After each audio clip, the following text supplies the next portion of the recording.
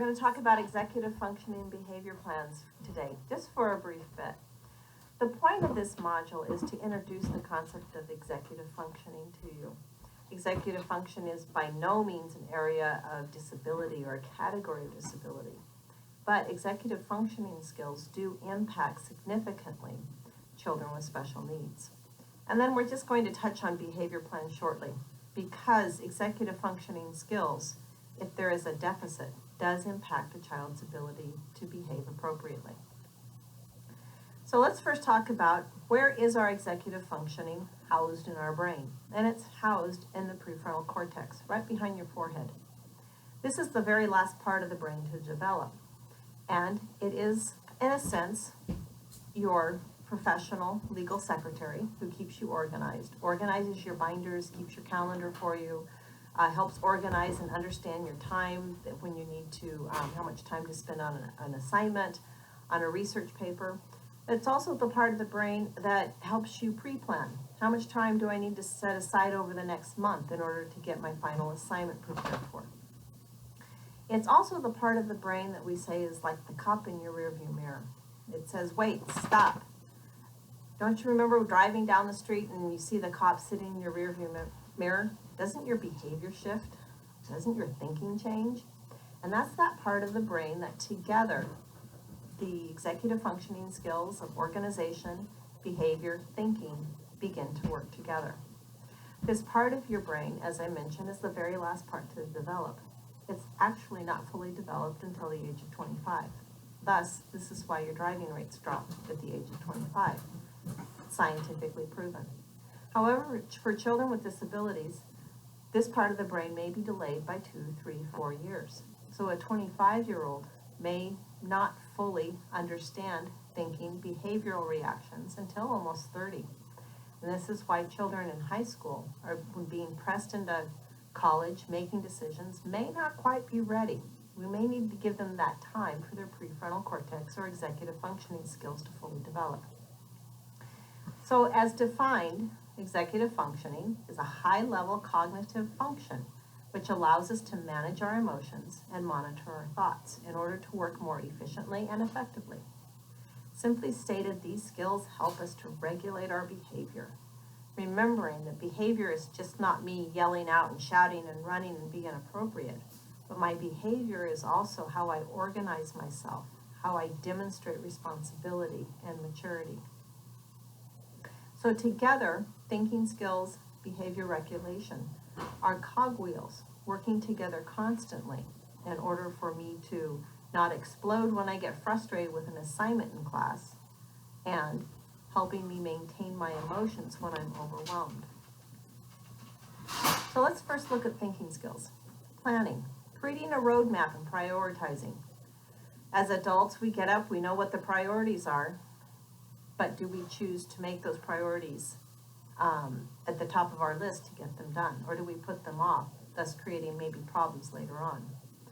Organization, arranging according to a system. As an adult, you probably have several systems in your life that keep you organized. A day planner, how you organize your drawers in your kitchen, how your purse is organized. Time management, allotting time, meeting deadlines. As adults, we all have a sense of how much time I need to get something done, even to the point of how much time do I need to get the house vacuumed? Do I have enough time before I need to leave? Our working memory. If you remember back to when we talked about memory under specific learning disabilities, our working memory is our ability to apply past information to current information and in order to complete future tasks. If a student does not give themselves enough time to get that research paper done one year, how many parents have said, well, they made that same mistake last year, why didn't they learn it and apply it this year? It's because their working memory skills have not caught up to where they need to be to find success. Metacognition, self-monitoring, evaluating, awareness of your own skills and your thought process. As an adult, you're probably aware of your weaknesses, where you need help, what you need to spend more time on. But children don't, especially when their executive functioning skills are delayed. In turn, our behavior regulation. Executive functioning skills help us monitor our response inhibitions, resisting the urge to act before evaluating the big picture, that cause and effect, or that ready, fire, aim instead of ready, aim, fire. Self-regulation of effect, managing emotions in order to complete a task. Task initiation, even getting the task started, being a procrastinator. How can you take those baby steps so that you can get that task started? Flexibility, the ability to make changes in the face of obstacles. We all run into obstacles, whether our car's breaking down, we get locked out of the house, a child gets sick at school. As adults, we have to be flexible and change our schedules accordingly. Goal-directed persistence, that ability to follow through with our actions. So when we think of or work with thinking and behavior working together, it's our ability to activate the process, that initial step. What do we need to do to get started? Our ability to stay focused on the task at hand. Our ability to monitor our behavior so we can put effort forth and focus on that task to finish it. Our emotions. When we get frustrated doing a task and we're asking our children to do homework and we're seeing them get very upset, they don't quite have control over their emotions. Our ability to pull memory from past experiences to know how it applies to this situation. And then the ongoing action steps that we need to take to make it a reality. Some symptoms of executive functioning disorder or a deficit areas is the poor sense of time. Children not able to organize their time, realize how much time is needed to get something done. Limited ability to use self-talk, talking themselves through it. How many times have you been faced with an obstacle and you kind of talk to yourself for a while to work yourself through it? Limited self-awareness, difficulty picking up on social cues, inconsistent work and behavior, being either hyper-focused or under-focused. Inflexible, a child who gets frustrated or angry often and easily, a sense of failure to achieve goals. Challenges for children, especially those with attention deficit hyperactivity disorder, they may have difficulty with working memory, activation, focus, and a sustained effort. Students who may fall on the autism spectrum disorder may have some unique challenges, especially with flexibility and inhibition. Students with emotional disorders may have difficulty regulating frustration.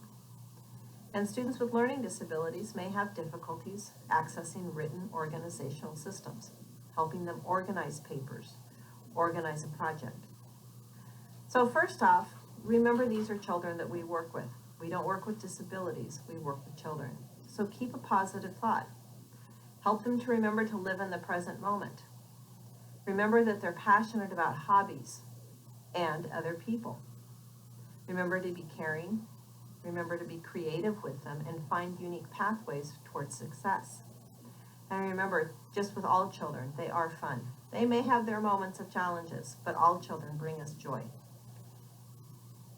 So things to consider when you're working with your children. Keep it simple, keep it positive, think efficient. How efficiently can you get something done and still do it well?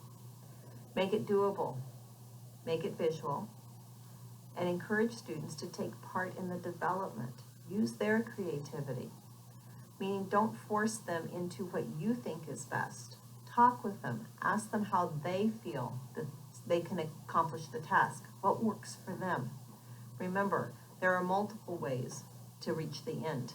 It's our ability to let our children help guide us as to how it is most effective and efficient for them to do so. Keep in mind your physical space in your classroom or even at home. Make sure it's uncluttered. It's simple, safe furniture. Do periodic purges. Go through the crayon box. Go through the magazine rack. Get rid of things that are old. Discard. Go through your toy drawers or your toy chests at home. Clean things out that are no longer being used.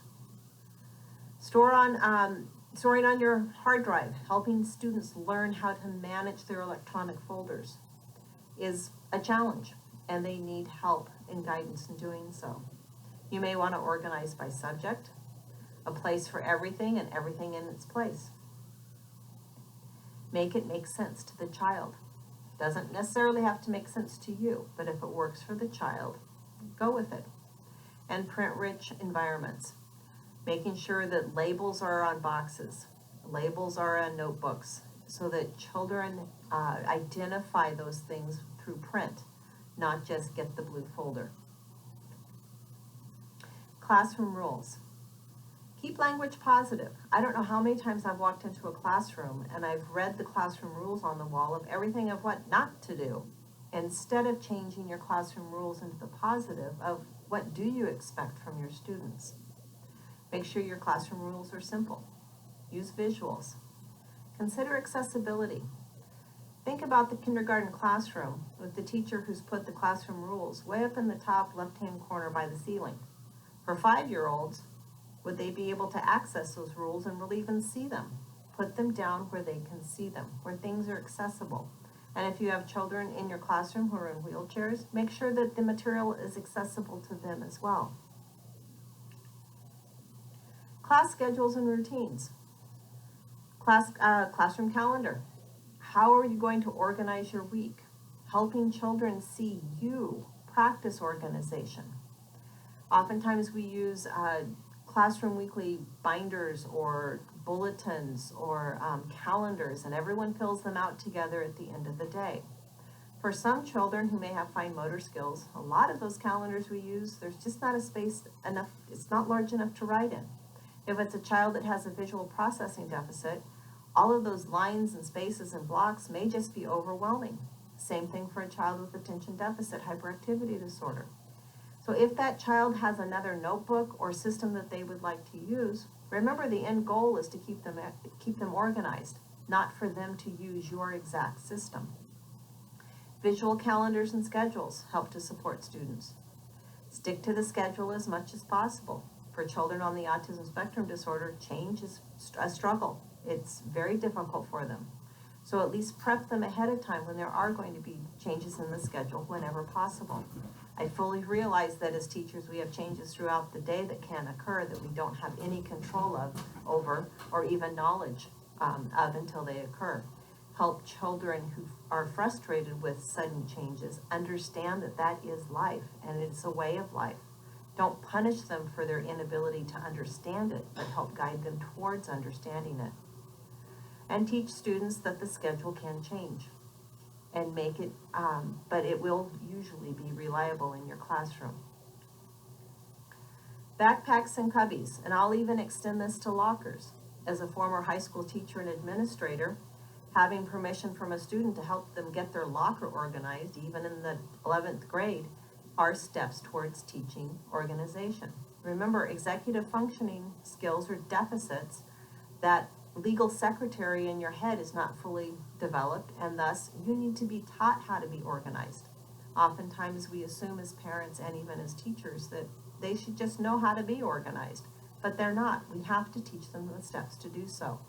So things to consider with backpacks, cubbies, and lockers is to have that weekly clean out with them. Walk through it with them. Teach them how to clean it out.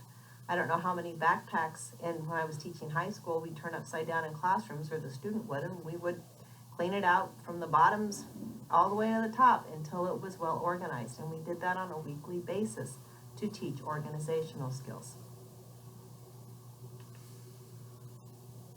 And as I've been indicating, always make room for individualization, especially at the middle school and the high school level, where children are beginning to find themselves and create their own identity. In kindergarten through 6th grade, 5th grade, make sure that you're being open-minded enough to provide the space for a child with a disability to create their own that works for them, whether that's a fine motor skill, attention deficit disorder, a visual impairment. They need that space to create their own organizational systems. Help them find that, and then bring that collaborative into the picture. So organizing at school supports how the parents are organizing schoolwork at home. Make it simple and doable for you and the student. Put the responsibility in the student's hands when possible. And tie in positive reinforcement whenever possible. As I mentioned, executive functioning delays can impede a child's ability to behave appropriately. When you want to formally address the behavior, make sure that you contact the parent. If you have a student study team at your school, utilize its skills. Find out what interventions have already been applied to help curtail or reshape that behavior.